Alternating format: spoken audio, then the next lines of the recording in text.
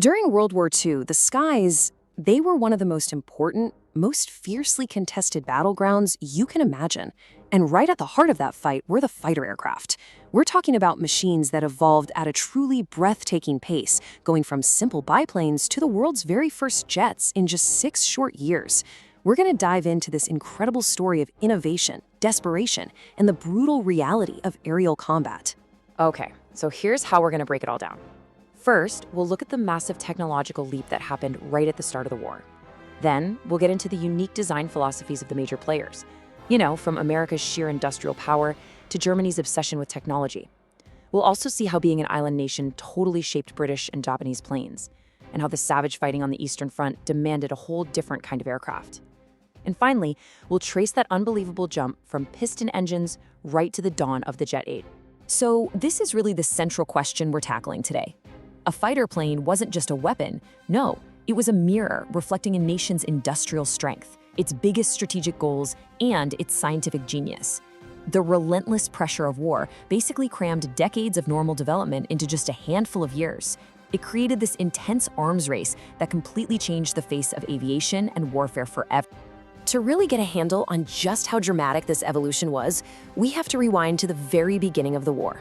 Back in 1939, the skies were this wild mix of the old and the new.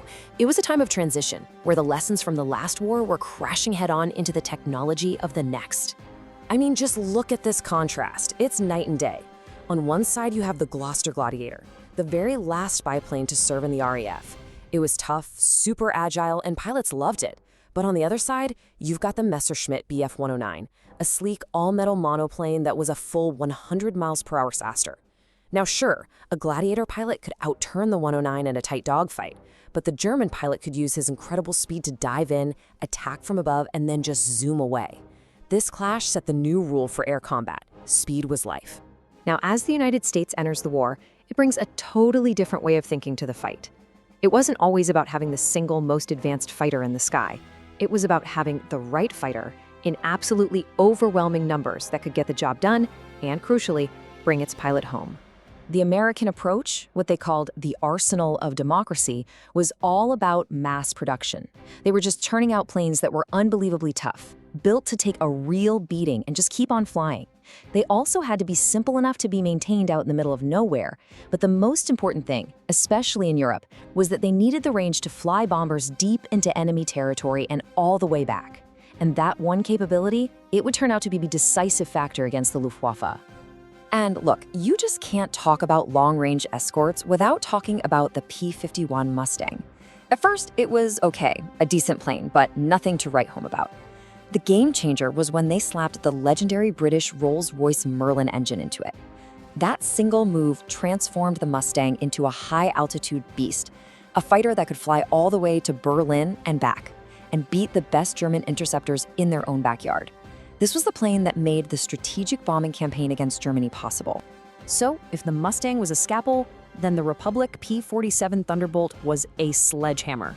Seriously, pilots called it the Jug because it was so beefy, but they loved it for its sheer toughness. This thing was basically a flying tank. With its huge radial engine, it could soak up an incredible amount of damage and still limp home. And while it did escort duty, its real calling card was ground attack. Those 8 50 caliber machine guns could just tear apart anything on the ground. Trains, trucks, you name it. Now this is what happens when you apply that industrial philosophy to a very specific problem. The problem was the Japanese Zero, and the solution was the Grumman F6F Hellcat. It wasn't as nimble as the Zero, no way. But it was faster, way tougher, had more firepower, and could outclimb and outdive it all day long. American pilots learned to use those advantages, and the result was an absolutely mind-boggling 19-to-1 kill ratio. It was the perfect example of a machine built for one single war-winning purpose. All right, let's hop over to Germany, because their approach was completely different. The Luftwaffe was often leading the world in aviation tech, fielding some of the most advanced and, frankly, terrifying aircraft of the war. Their whole strategy was to find that decisive technological advantage that would let them win. The German design philosophy was all about performance.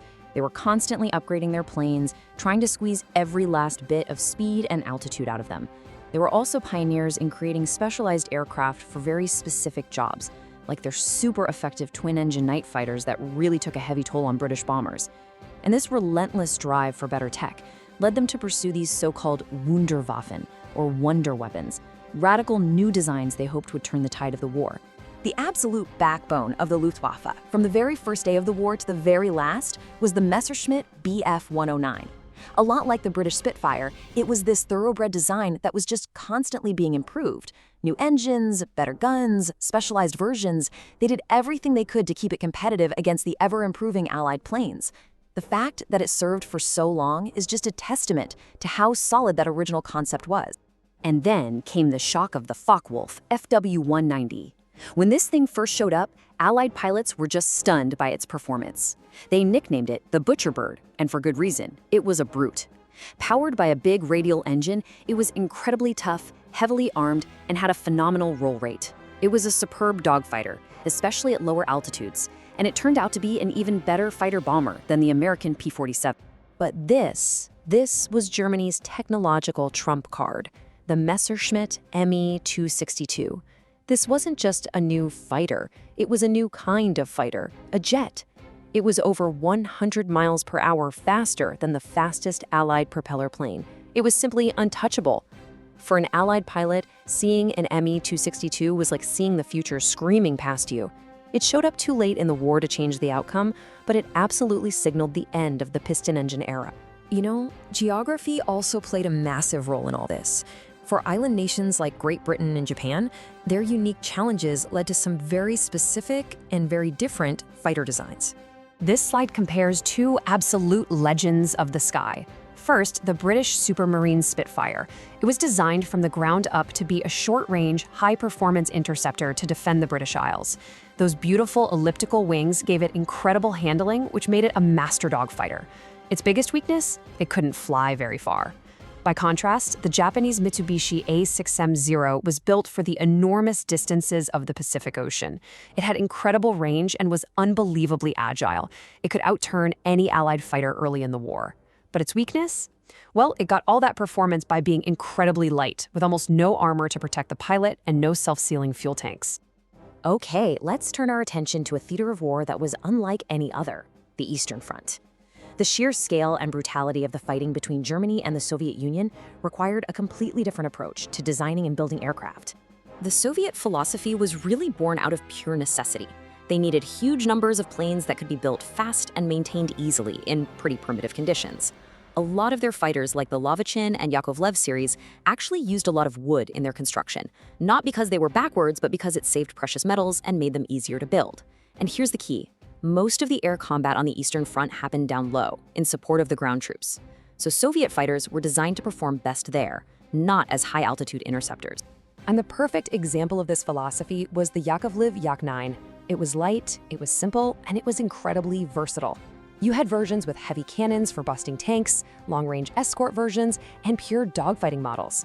It was a true workhorse. They built over 16,000 of them, and it gave Soviet pilots a machine that could go toe-to-toe with the best of the Luftwaffe, especially at the lower altitudes where they were doing most of their fighting. But man, the learning curve was steep. The Log 3 was one of their early attempts at a modern wooden fighter, but it was just too heavy for its engine. Its own pilots gave it the grim nickname Varnished Coffin. But the Soviets learned, and they learned fast. They took that same tough airframe, bolted a powerful new radial engine onto it, and created the superb La-5. That plane became a terror to the Luftwaffe and a favorite among Soviet aces. So, after all that, what is the legacy of this incredible 6-year arms race? Well, the progress was just staggering, and it completely set the stage for all of modern aviation. This single timeline just says it all. In 1939, you still have fabric-covered biplanes in active service. Just 3 years later, the skies are ruled by these high-performance piston fighters that are pushing propeller technology to its absolute limit. And then, by 1945, the sound of the future arrives with the scream of the Me 262 jet. That is an entire generation of aviation technology crammed into just 6 years. It's unbelievable. And this was that exact moment of transition. The war ended with piston engine fighters at their absolute pinnacle. Planes like the Grumman F-8F Bearcat had a climb rate that was just staggering.